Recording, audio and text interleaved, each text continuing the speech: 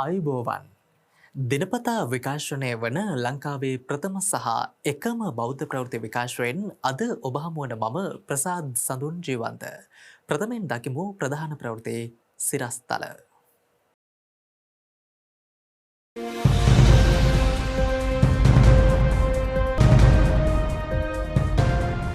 දම්පේ ශ්‍රී සුධර්මාරාම විහාරස්ථානයේ ප්‍රතිසංස්කරණය කළ විහාර මන්දිරය සැදැහැවතුන්ගේ වන්දනාවට.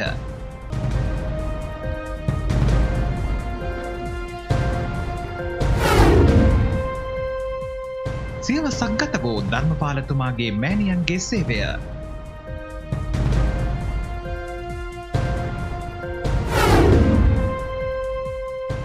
දරණාගම අමිතා දසසිල් මාතාව අපවත් වෙති.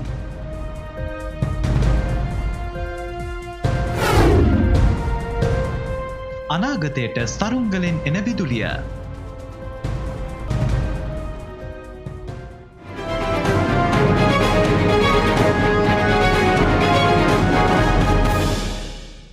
පිළියන්තල දම්පේ ශ්‍රී සුධර්මාරාම විහාරස්ථානයේ ප්‍රතිසංස්කරණය කරන ලද විහාර මන්දිරය අද සදහැවතුන්ගේ වන්දනාව දෙසා විවෘත කෙරුණා.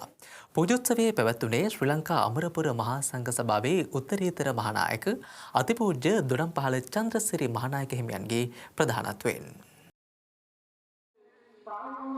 ශ්‍රී සුධර්මාරාම විහාරස්ථ දායක පිරිසගේ මූල්‍ය සහ ශ්‍රම නායකත්වයේ මත විහාර මන්දිරය ප්‍රතිසංස්කරණය කොට තිබෙනවා.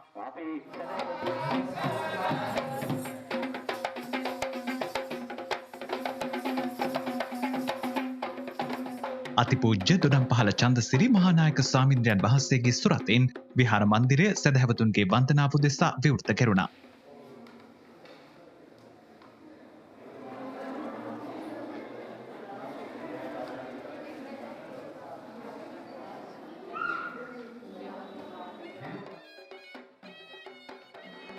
වැඩම කර සිටි පූජනීය සංඝරත්නයේ ප්‍රධානත්වයෙන් ආගමික වතාවත් සිදු කෙරුණේ ඉන් අනතුරුවයි.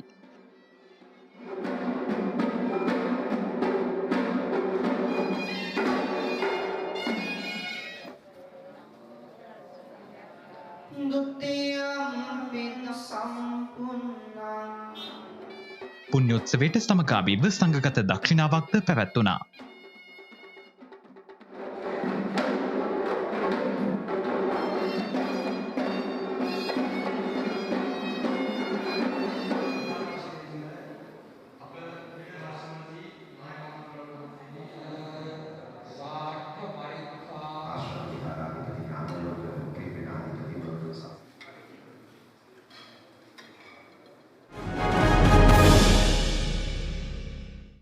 ශ්‍රීමත් තනකාරික ධර්මපාලතුමන්ගේ මෑණියන් වූ මල්ලිකා හේවාවිතාරණ මැතිනියගේ සංකල්පයක් මත ආරම්භ කෙරුණු මල්ලිකා නිවාස සමිතියේ සියවස් සැමරුම් උත්සවය ඊයේ පැවැත්වුණා. ඒ කොළඹ බණ්ඩාරනායක අනුස්මරණ ජාත්‍යන්තර සම්මන්ත්‍රණ ශාලාවේදී. සියවසක ජයග්‍රහණය නමින් නම් කොට තිබූ සැමරුම් උත්සවය පැවැත්වුණේ අග්‍රාමාත්‍ය මහින්ද රාජපක්ෂ මහතාගේ ප්‍රධානත්වයෙන්. ශ්‍රීමත් අනගාരിക ධර්මපාලතුමන්ගේ මෑණියන් වූ මල්ලිකා හේවාවිතාරණ ළමා තැනීගේ සංකල්පයක් අනුව මල්ලිකා නිවාස සමිතිය ආරම්භ වූයේ 1920 ඔක්තෝබර් මාස 9 වනදායි. අසරණ වූ කාන්තාවන්ට සහ ළමුන්ට සහන සැලසීම එහි ප්‍රධාන අරමුණයි. මල්ලිකා නිවාස සමිතියේ සියවස් සැමරුම වෙනුවෙන් මෙහිදී සමරු මුද්දරයක් සහ මුල් දින කවරයක්ද නිකුත් කෙරුණා. මල්ලිකා නිවාස සමිතියේ හිටපු සභාපතිනියන් 5 දෙනෙකුට සියවස් සමරු තිලන ප්‍රදානය කෙරුණේ ඉන් අනතුරුවයි.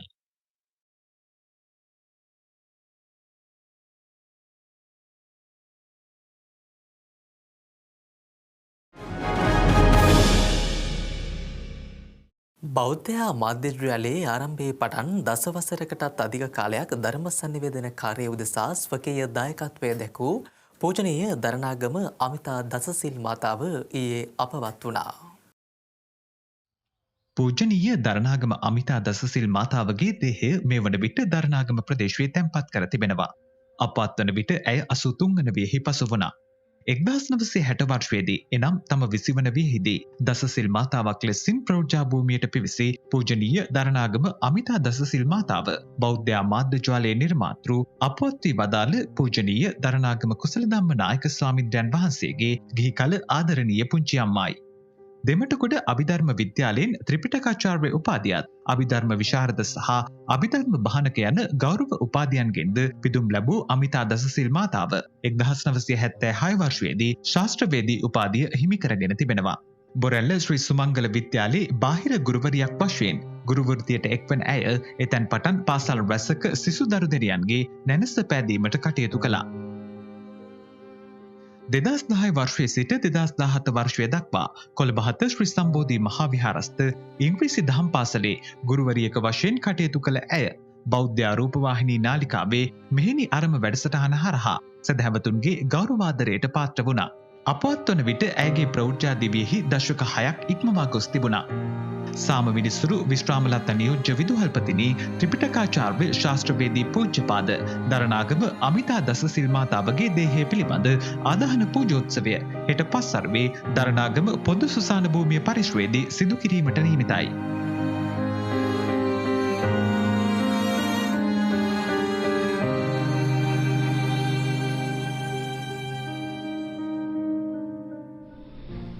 අමිල මෙහෙවරක් සිද්ධ කරපු මේ යුගයේ සංඝමිත්තා මහරහත් මෙහෙණින් වහන්සේගේ චරිතය ඒ වගේම මහා ප්‍රජාපති ගෝතමී මහරහත් උත්තමාවන්ගේ චරිතය අපට සිහිපත් කරවමින් ලංකාවේ අපේ සිල්මෑණියන් වහන්සේලා අතර ඉතාමත්ම ධර්ම විනයධර මෑණියන් වහන්සේ නමක් තමයි අපවත් වී වදාළ දරණාගම අමිතා මෑණියන් වහන්සේ.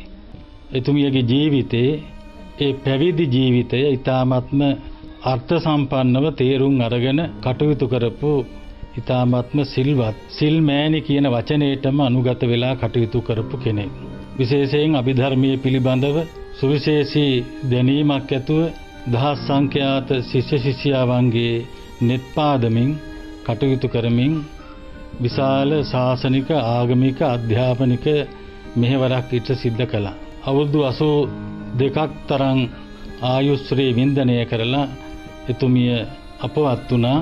එනිසා අපවත් වී වදාළ දරණාගම අමිතා මෑණියන් වහන්සේ අපවත් වී වදාළ කොළඹ ශ්‍රී සම්බෝධි විහාරාධිපති දරණාගම කුසල ධම්ම නායක හාමුදුරුවෝ ඒ පැවිදි ජීවිතයට පවා යොමු කරවමින් මහා උදාර මෙහෙයක් සිද්ධ කරපු උත්තමාවක් හැටියට මේ වෙලාවේ අපි කෘතවේදීව සිහිපත් කරමින් එතුමියට උතුම් නිවන් සුව ලැබේවා කියලා ප්‍රාර්ථනා කරමි. පූජනීය දරණාගම අමිතා දසසිල් මාතාවට අමා මහ නිවන් සුව අත් වේවා යන්න බෞද්ධ මාධ්‍යජාලයේ ගරු සභාපති නායක ස්වාමින්ද්‍රයන් වහන්සේ ප්‍රමුඛ සේවක පිරිසගේ ඒකායන ප්‍රාර්ථනයයි. උතුරු හා නැගෙනහිර යන පළාත්වල පිහිටි පූජා භූමිවල සිදු කරන පුරාවිද්‍යාත්මක කැණීම් කටයුතු සහ සංරක්ෂණ කටයුතු කුමන හේතුවක් මතවත් නතර කිරීමට කටයුතු නොකරන බව ජාතිකුරුම ප්‍රාසංගික කලා හා ග්‍රාමීය කලා ශිල්ප ප්‍රවර්ධන රාජ්‍ය අමාත්‍යවරයා පවසනවා. අමාත්‍යවරයා මේ බව සඳහන් කළේ දොඩම්ගොඩ ප්‍රදේශයේදී කළ නව සංස්කෘතික මධ්‍යස්ථානය ඊයේ ජනතා අයිතියට පත් කිරීමේ අවස්ථාව සමගින් එක්වෙමින්. මහජන ධනයෙන් සංස්කෘතික මධ්‍යස්ථානයේ ඉදිකර ඇති අතර සංස්කෘතික මධ්‍යස්ථානයේ විවෘත කෙරුණේ ග්‍රාමීය කලා ශිල්පීන්ගේ සහභාගීත්වයෙන්.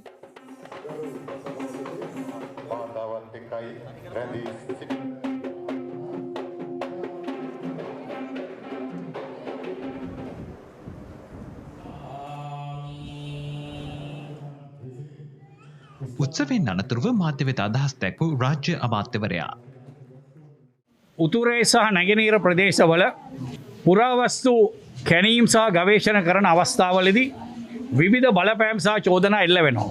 ඒ බලපෑම් සහ චෝදනා එල්ල වෙන්නේ එක්කෝ බෞද්ධාගම්කරණයට ලක් වෙනවා කියලා ඒ ප්‍රදේශ.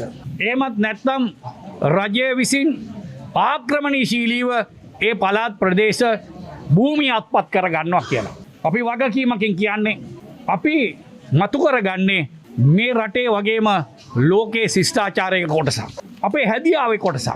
එහෙම නැතුව ලේබල් ගහලා බෞද්ධ වේවා, හින්දු වේවා, ඉස්ලාම් වේවා එහෙම ඒකකට නෙමෙයි අපි යන්නේ. ඉතින් ඒ වගේම කාගේවත් අයිතිවාසිකම් වරප්‍රසාද වලලලා දාන එකක් නෙමෙයි.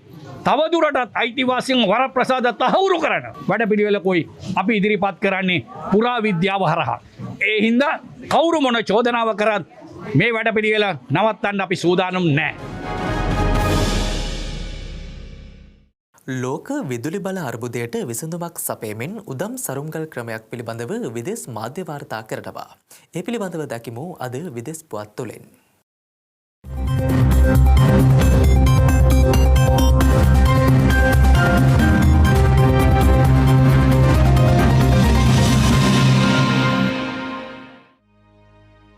මෙම උදම් සරුම්ගල් නිර්මාණය වෙනත් සරුම්ගල් මෙන් ආසේ ගමන් කිරීමට නොවන අතර මෙවා ජලය හරහා ගමන් කිරීම සඳහා නිර්මාණය වී තිබෙනවා. සාගරයේ අභ්‍යන්තරයේ පවතින ජල ප්‍රමාණවල පවතින ශක්තිය යොදා ගනිමින් විදුලි බලය නිෂ්පාදනය කිරීම උදෙසා මෙම උදම් සරුම්ගල් යොදා ගන්නවා.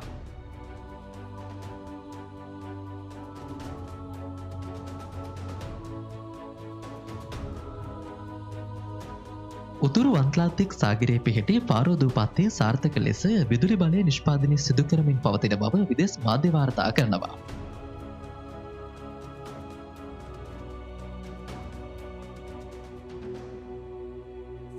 2007 වර්ෂයේදී ස්වීඩනයේ ඉංජිනේරු සමාගමක් විසින් මෙම තාක්ෂණය හඳුන්වා දුන් අතර මෙවා කුඩා ගුවන් යාන ආකෘතියකින් නිර්මාණය වී තිබෙනවා. ගලා යන ජලපහර හරහා මෙම ගුවන් යාන තුළ පවතින ටර්බයින ක්‍රියාත්මක වීම තුළින් බෙයින් විදුලිය නිෂ්පාදනය වනවා. අනාගතයේදී මෙම ක්‍රමය තව තවත් වැඩි දියුණු කරමින් විදුලි බල උත්පාදනය උදෙසා දායක කර ගැනීම මෙහි නිෂ්පාදකයන්ගේ අරමුණයි.